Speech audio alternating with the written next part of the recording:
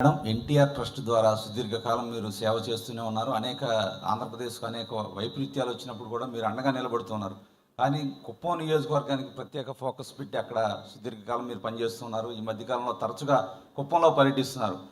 కొంతమంది అంటూ ఉన్నారు, కుప్పంలోంచి తర్వాత పోటీ చేయబోతున్నారు భువనేశ్వర్ గారని కొంతమంది సోషల్ మీడియాలో కూడా వస్తూ ఉన్నాయి. ఆ ఆలోచన అయితే లేదండి.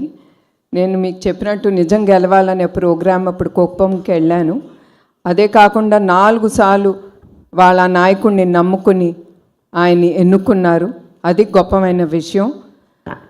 అఫ్కోర్స్ నేను చాలా పాల్గొంటున్నాను. ఏదో ఒకటి కుప్పంకి తిరిగి మా కుటుంబం చెయ్యాలి అనే ఆ ప్రయారిటీ మేము ముందుకు తీసుకెళ్తున్నాం. తప్పకుండా ఆ నియోజకవర్గం చాలా ముందుకెళ్ళాలి. ఎందుకంటే అది చాలా బ్యాక్వర్డ్ ఏరియా, అది చాలా రిమోట్గా ఉంటుంది ఆ నియోజకవర్గం.